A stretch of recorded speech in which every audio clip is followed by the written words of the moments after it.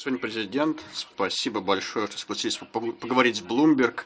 Мы в Владивостоке находимся на границе России, Тихоокеанское побережье, практически граница. И это уже второй ВЭФ, который будет проводиться. Что вы планируете достичь в рамках этого форума?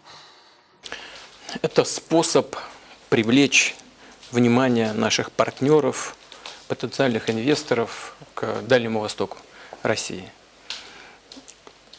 В этом смысле данное мероприятие, данное событие мало чем отличается от других региональных форумов подобного рода. Мы в России проводим таких много. Это и экономический форум в Санкт-Петербурге.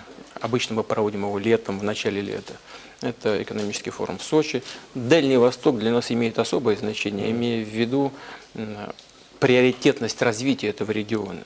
В последние годы, даже, скажем так, в последние десятилетия здесь мы столкнулись с большим количеством проблем, мало уделяли внимания этой территории, а она заслуживает гораздо большего, потому что здесь сосредоточены огромные богатства и возможности будущего развития России.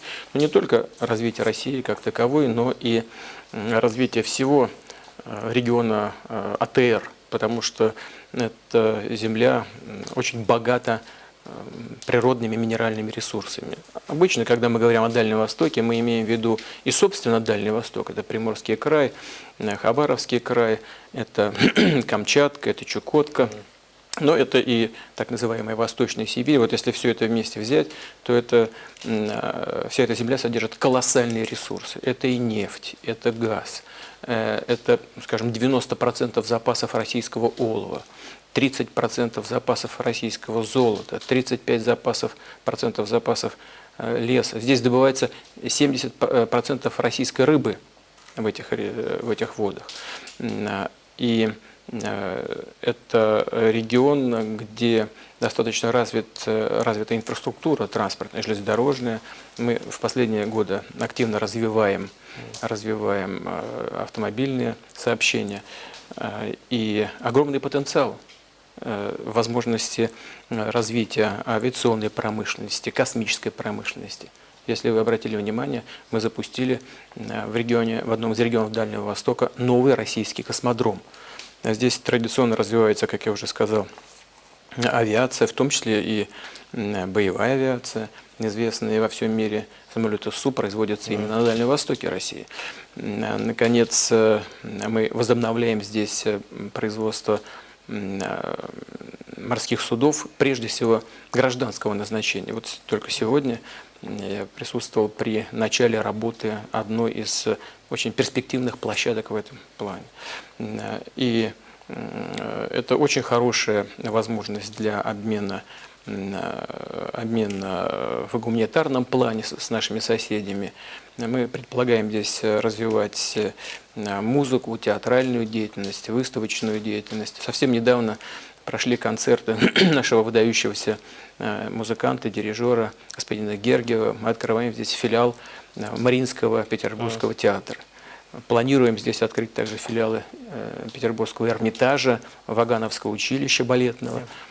Как вы видите, мы с вами сейчас работаем в здании Дальневосточного федерального университета.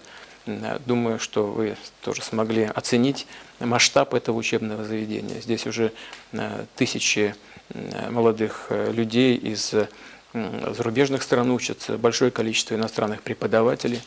Нам бы очень хотелось, чтобы здесь развивалась наука и высшая школа, образование, причем с тем, чтобы это было одним из заметных центров научной деятельности во всей системе АТР. Конечно, здесь еще многое можно сделать, но с учетом потребностей рынка труда, востребованность такого учебного заведения, она очевидна. Но есть еще одно направление, которое для нас очень интересно и перспективно. Кроме всего, что я перечислил выше, это биология моря. Традиционно и на протяжении многих лет здесь находится один из ведущих институтов Академии наук России, как раз по изучению биологии моря. Вы знаете, мы здесь запускаем новый центр.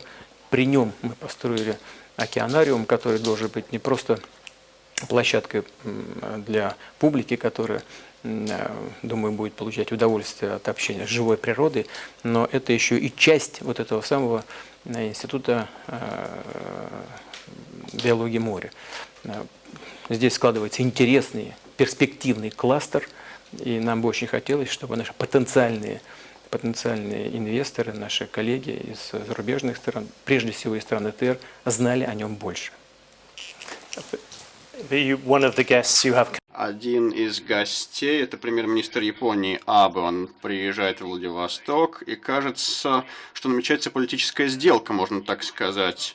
Возможно, вы отдадите один из Курильских островов в обмен на серьезное экономическое сотрудничество, наращивание его. Готовы ли вы к такой сделке? Мы не торгуем территориями.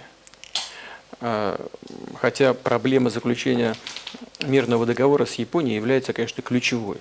И нам бы очень хотелось с нашими японскими друзьями найти решение этой проблемы.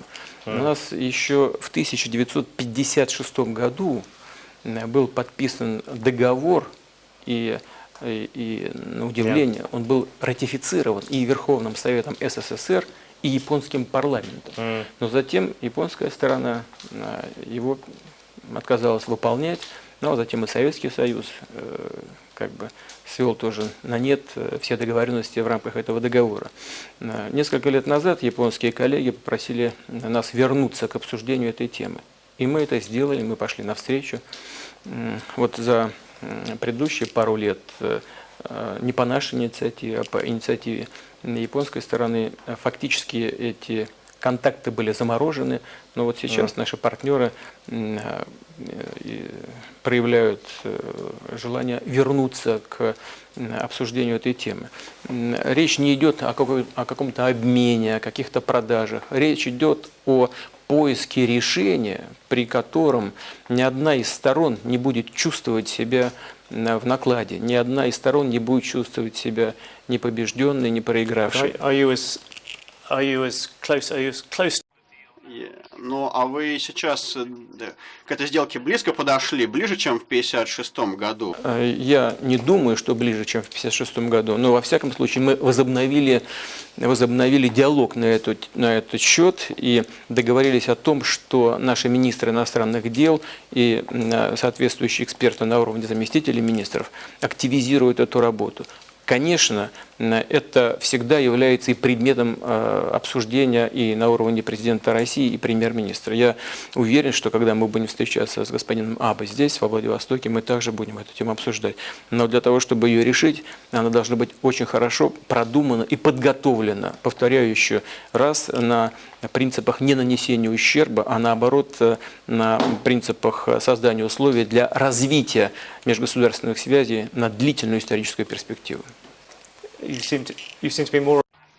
Действительно кажется, что территория на западном вашем фланге на восточном фланге не так сильно волнует, а вот вы остров Тарабаров, например, Китаю отдали в 2004 году.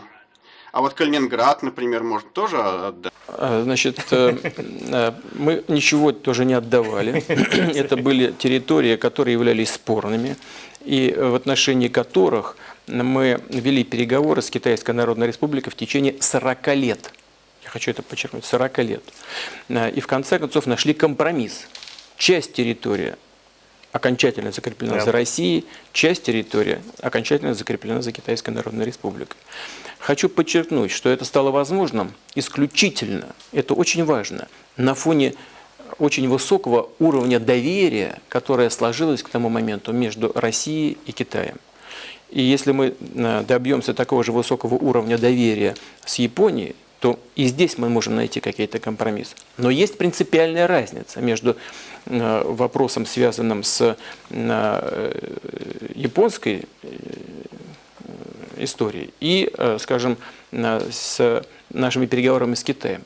В чем она заключается? Она заключается в том, что японский вопрос возник как результат Второй мировой войны и закреплен в международных документах, связанных с результатами Второй мировой войны. А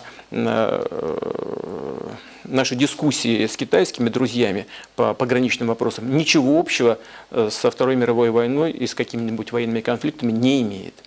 Первое. Второе. Вернее, это уже второе. А третье, что касается западной части. Вы сказали про Калининград. I meant it as a joke to see. Это шутка, конечно. А я вам скажу без всяких шуток. Если кому-то хочется начать пересматривать итоги Второй мировой войны, ну, давайте попробуем подискутировать на эту тему. Но тогда нужно дискутировать не по Калининграду, а в целом, не по Калининграду, а в целом. По восточным землям Германии, по Львову, который был частью Польши, и так далее, и так далее. Там есть и Венгрия, есть и Румыния. Если кому-то хочется начать вскрыть этот ящик Пандоры и начать с ним Pandora's работать, box. пожалуйста, флаг в руки, начинайте.